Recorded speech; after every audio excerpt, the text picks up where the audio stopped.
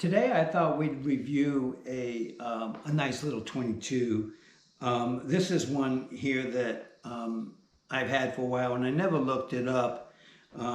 It's not one of these guns that you pay a lot for. So, you know, if it's really nice and it's clean and it's 100, 150 bucks, something like that, you just go for it. And sometimes I do pick them up. And wouldn't, you know, I've never paid more than maybe $200 for one if I ever did. This is a Scoremaster. Now they made these Scoremasters from 1939 to 1963. I don't believe any of them came with serial numbers. It wasn't required until 1968. It comes with a clip, holds 6 shots. I have hardly ever fired these. I have fired them a few times. This gun here probably has 2 or 3 shots on it that I'm responsible for. We're going to shoot some more. Today we're going to go after bean cans today. Are we into bean cans at about 60 feet? Yeah, we'll give that a run. This one I remember just recently getting it. And although I don't remember how much I paid for it, because there's just too many guns in too little time. But when I first got it, it really needed to be broken in. And if you look at it, I don't know if the video will do it justice or not, but it is about as new as you can get. Even the clip on the bottom is great. Now, when I look at this, my first thought is it's got to be one of the last ones. But I'm not really sure that it is. I can't be sure. I'm not a knowledgeable person when it comes to Remington 22s or the Scoremaster in general. But I see something right here.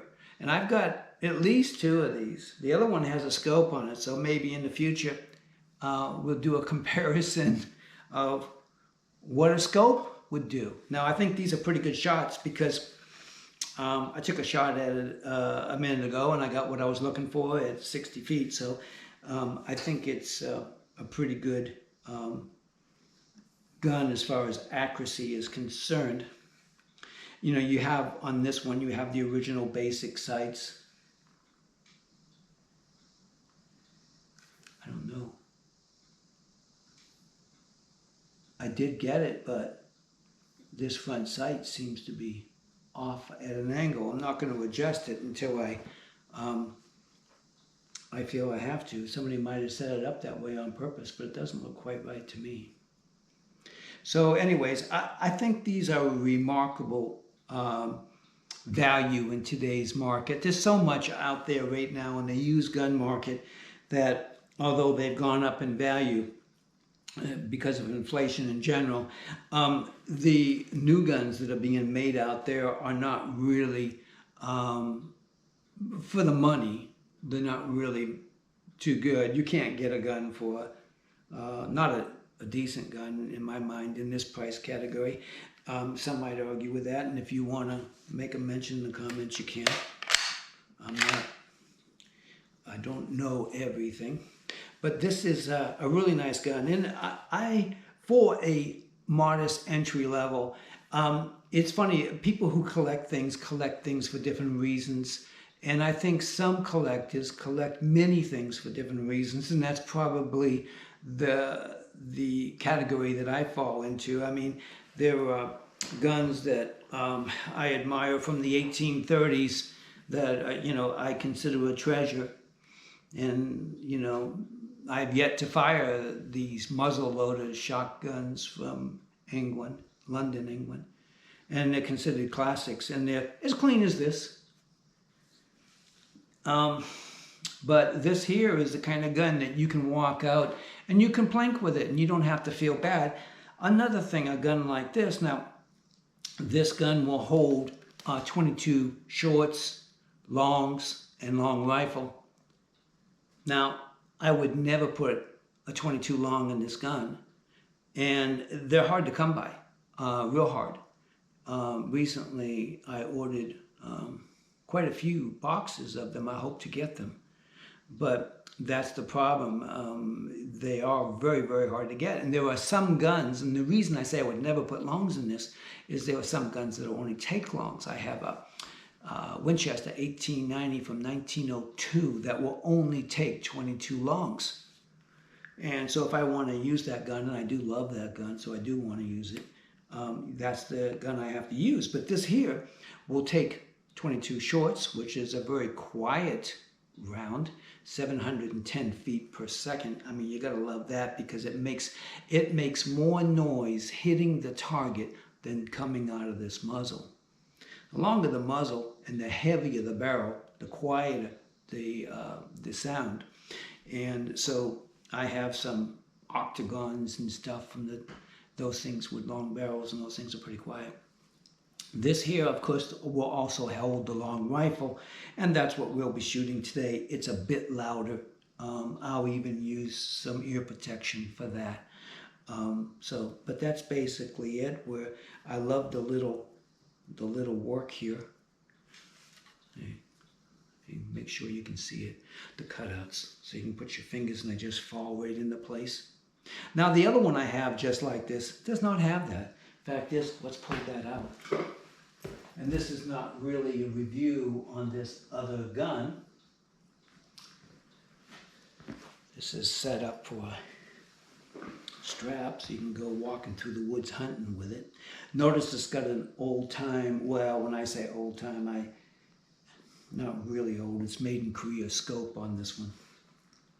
And but it seems to be clear enough. So we'll go ahead and do some kind of a comparison. This one also has very little use. In some ways, I would say less than the other one. A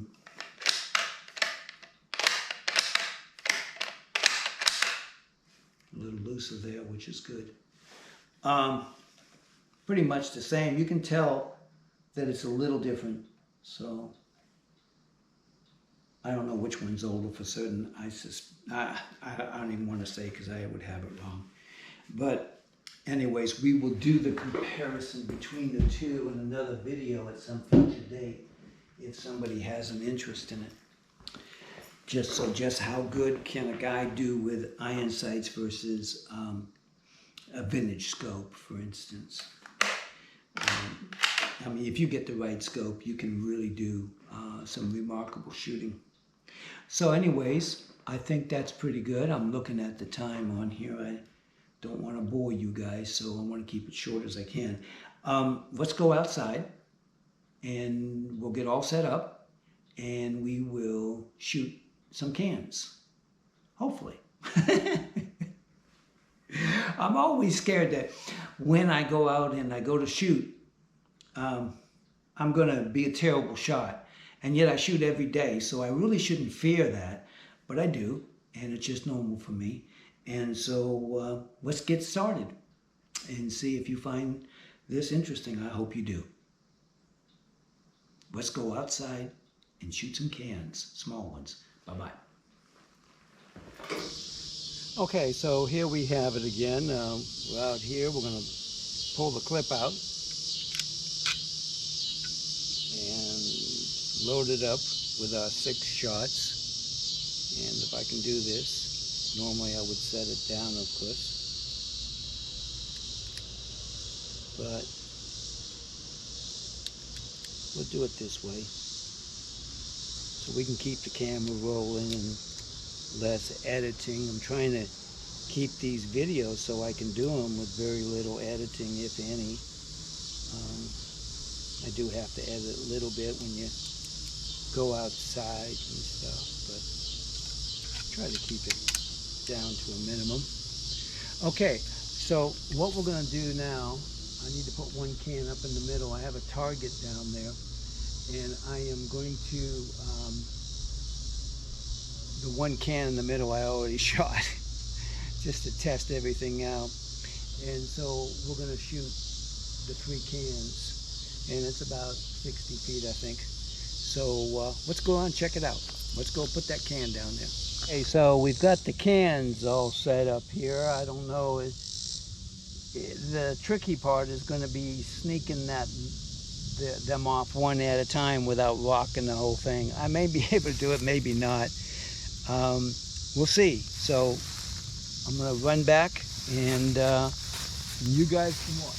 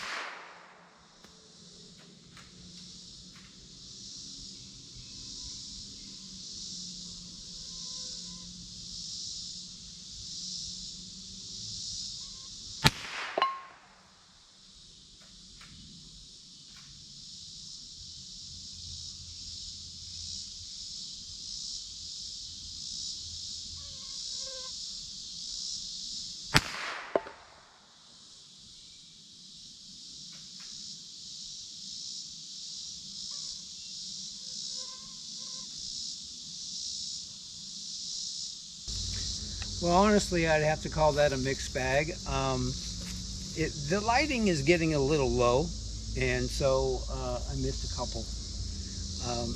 Prefer not to do that, but the lighting is getting a little low, and it's hard with open sights. You know, for me, when the light gets low, eyes are old.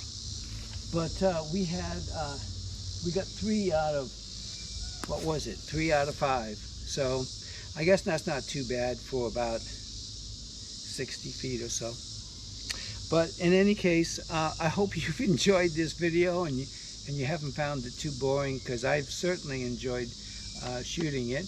And if you guys like, we can do the comparison between the scope and the open sights. That might be kind of interesting too. And I would go ahead and work a little bit with each one of them beforehand to make sure that I gave them a fair comparison. The scoped gun, I don't think I've shot that very much, and I'm not even sure how well that's set up, but I would make sure it was set up as good as it could be. Well, in any case, until next time, I hope you enjoy this video. Bye-bye.